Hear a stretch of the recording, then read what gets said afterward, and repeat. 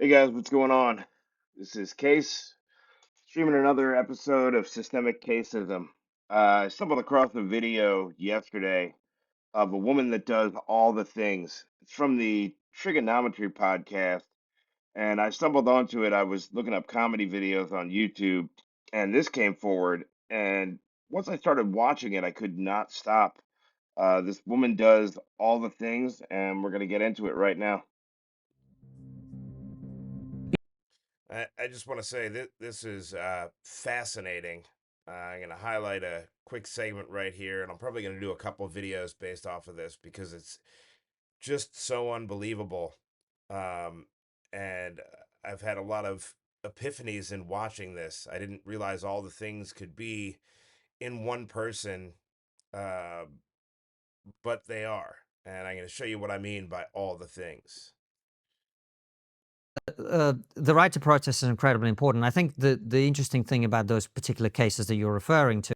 Okay, so what we're leading into here is she's talking about Donald Trump and Elon Musk being far right white supremacist fascists, and that they're removing the right to protest on college campuses, which is not what is happening. People that are promoting terrorism, specifically Islamic terrorism, are being are having the brakes pumped on them. I don't know that anything's happened to this guy yet. Like they've charged some guy, but it's there's a clear difference between protesting and coming into our country from another country and promoting radical Islamic terrorism. We shouldn't have to put up with it. That is not a protest that I would get behind. And this dude ain't an American citizen, so just watch. It's fascinating. Is whether there is celebration, glorification, or promotion of terrorism, which is illegal both in this country and in the US. And I think that's probably where the dividing line is on that issue. But I'm a little bit confused. Please do not think for 1 second this isn't going to hit queer people. That's insane. Saying that uh, their argument for everything is that it's going to affect gay people negatively. All right, gay people have all the rights in this country. Nobody has a problem with them. What some people, including myself, have a problem with is wanting to teach it to children, wanting to be naked at pride parades while kids are around. There's no need for that. So quit talking about being oppressed and being this and being that. You have all the rights. Hell, you have more rights than the straight cisgender white men that you're always whining and complaining about. All right, you got your own special word that nobody's allowed to say.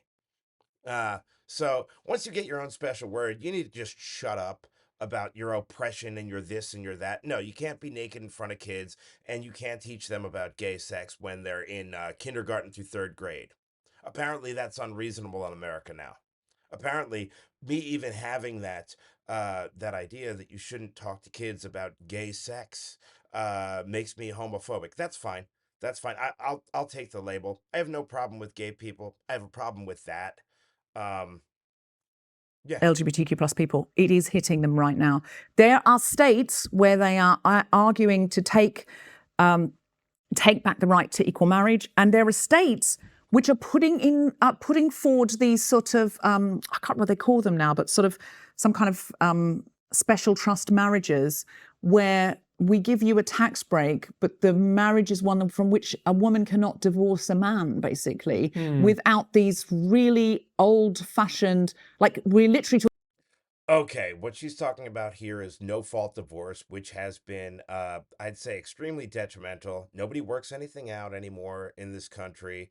A woman can basically get sick and tired of the relationship she's in for whatever reason and divorce the man and take half his shit. Okay, that's basically what no fault divorce is. It benefits primarily women, and I think no fault divorce has been terrible for this country. I think you should have to work some things out when you have children. If you don't have children, it's different. But I think you should be able to get divorced, and because you wanted equality, you don't need to take half of anybody's anything. All right. This isn't the 1950s anymore, which they all seem to hate. But they still want all the benefits of that. They still want to claim oppression when the end being a girl boss. This woman's a feminist. Talking about the rights that women fought for, that unless you can prove that your partner's been faithful or you can prove that they've been significantly abusive, you cannot divorce them. Yes. I mean, we are heading into Gilead. Gilead is the handmaid's tale. And again, this is hyperbole. Nobody's heading you into Gilead. But some things do have to change with the justice system and with marriages, because right now everything's stacked against men. All right. Women benefit primarily from divorce over men. Women have all the rights. If a man and a woman have a child, that woman, and they're unmarried, that woman has 100% of the rights to the child while being able to garnish the man's wages.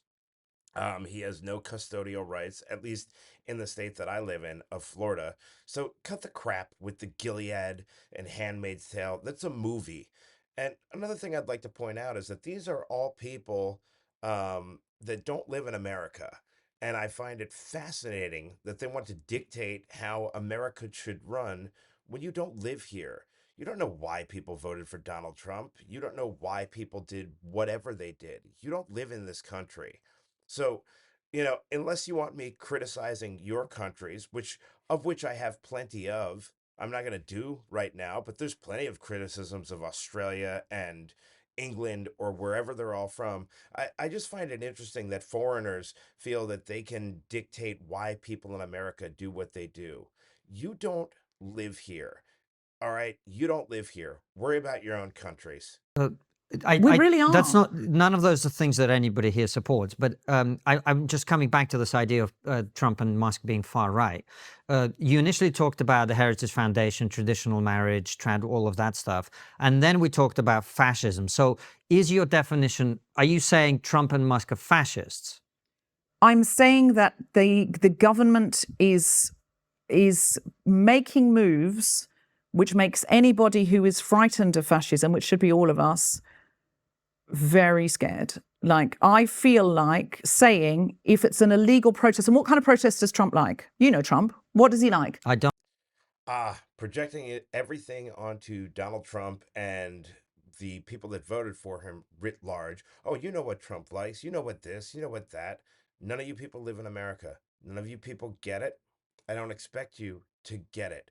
We're sick of this kind of behavior.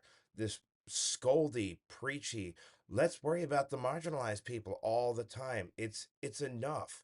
Everybody has all the rights now.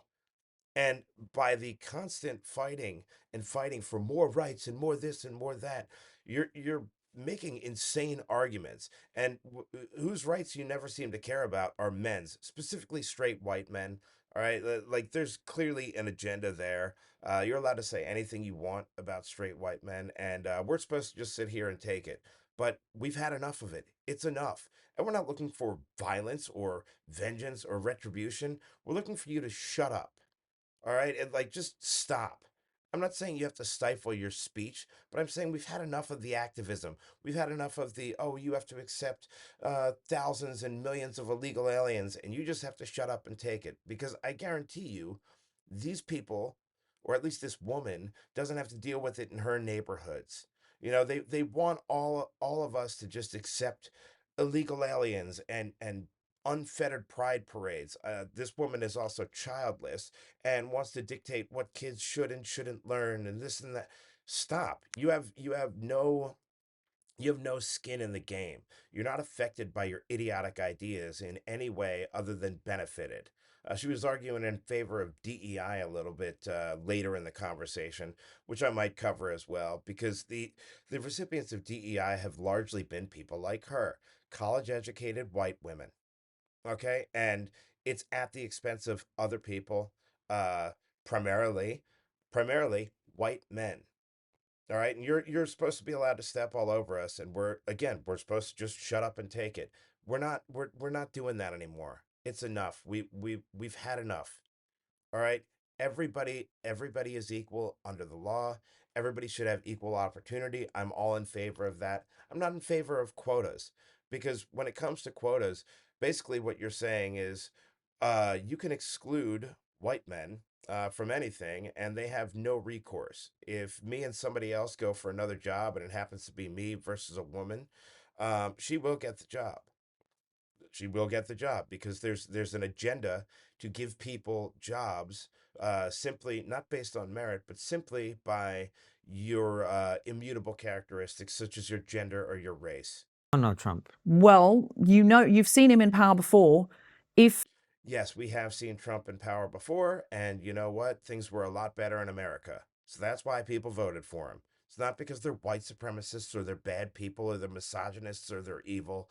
They're sick and tired of people like you who have all the benefits and privileges that you project onto us, dictating to us what we need to be like, who we need to be, who we need to accept, what things we need to tolerate, that all men are evil, that we need to just shut up. We're done with that. All right, we're done. the students were all out protesting in a state where they were taking away equal marriage, and there were loads of gay I'm pretty sure Trump is students. pro-equal marriage, isn't he? Nobody's trying to come for gay marriage, but I'd just like to put it out there. Nobody voted for that either. All of your favorite leftist people were all against gay marriage until they were for it. So you can find clips of Barack Obama and Joe Biden and everybody else saying that, marriage is between a man and a woman. And frankly, I think we should have stopped at civil unions because I believe that pushing forward all this gay marriage stuff has eroded regular marriage. I will say that. And I didn't vote for this crap. All right. It was foisted upon us by the Supreme Court. I don't think it ought to be taken away, but I don't think that it's a net positive for anybody. I think civil unions getting insurance, getting death benefits, having all of that was perfectly fine. And I think that the institution of marriage has been eroded. People think marriage is oppressive unless it's two gay people doing it. That's the general sentiment I get from younger people in the United States, and I believe that they've been brainwashed into that. And Elon, certainly, I would They're all imagine. pro it while there's social capital in it, but he hasn't been saying anything positive about gay people lately, has he? Do we have to just say positive things about gay people all the time? Assigning all of the virtue to this group and all of the vice to the group that isn't constantly parading them around is why we're in the situation that we're in right now in America. Okay, white man bad, brown man good, black man good. Unless black or brown man voted for Trump, and then you're allowed to be as racist as you want to them. Gay people great, altruistic. Trans people great, altruistic. Unless of course they voted for Trump. So these people don't actually believe in anything. They believe in pushing forward some sort of feminist crazy agenda and scolding the rest of us. So we're going to leave it at that. I think it was a fascinating interview. I'm going to do some more clips of it, but I've just had my mind completely blown. I stumbled upon this while I was looking up comedy clips and going down, certainly going down a rabbit hole a little bit here. So that's all I've got for today, guys. Thank you for listening to Systemic Caseism. Come back. Hopefully, leave some comments. Thank you. Have a great day.